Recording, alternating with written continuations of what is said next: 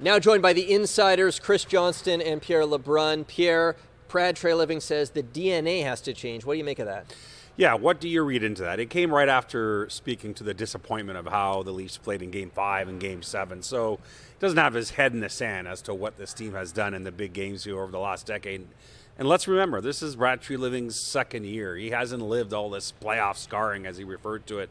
But with Brendan Shanahan gone, which he talked about, it's very difficult on Brad Treliving to lose the guy who hired him, but it also frees him of the Shanahan plan. Mm-hmm. He does not have to be as loyal to this core, to anyone on this roster, as Brendan Shanahan was. This is now Brad Treliving's team more than ever, and when he says the DNA has to change, I think that's what he's going to attempt to do.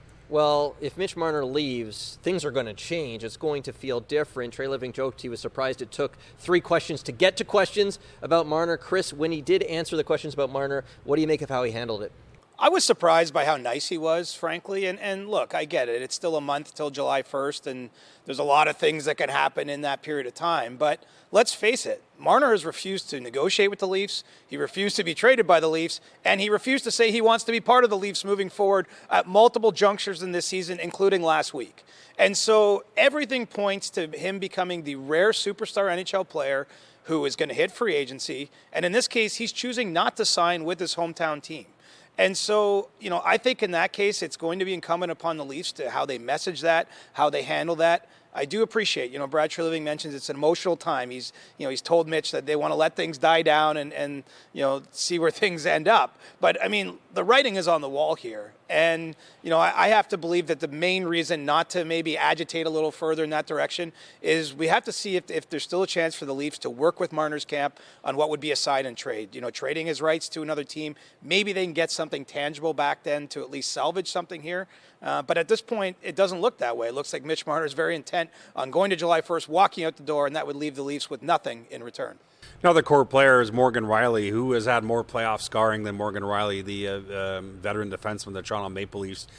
People have wondered, could the Leafs go to him and ask him to waive his no move to try and bring more DNA change? The answer is no chance from what we understand. Morgan Rielly has a full no move.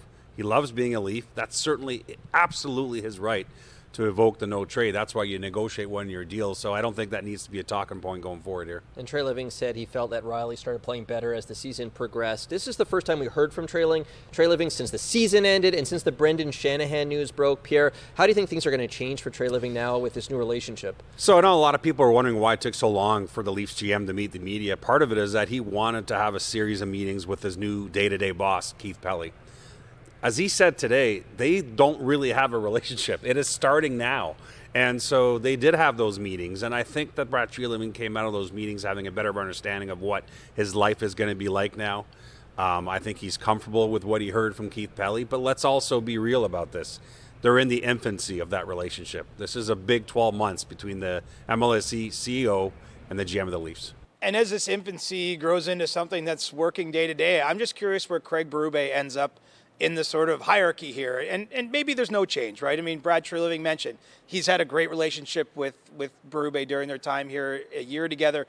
Praised certainly the work he did and believes he has a team playing in a style that will ultimately bring success. But Craig Berube also had dinner with Keith Pelly, right? It's not always, the normal course of business after a season that ownership's representatives meeting with the coach. Pelly spoke a lot about what a resource he thinks Berube can be as a former Stanley Cup winner. And so, we'll see when the dust settles. I don't think there's anything that can be, guessed at this point in time, but maybe he ends up as one of those coaches with a bit more of a say in personnel matters ultimately. Brad Treliving's at the top of that chain, but, the voices are changing, right? The room is changing, and that's something we'll have to get a feel for as time goes on. Treliving was at his daughter's graduation last week in Calgary, which is why he wasn't at Keith Pelly's news conference. He apologized to us for making us wait to hear from him, but he made it worth our while. He spoke for almost 50 minutes here today. He did a formal news conference and then an informal scrum.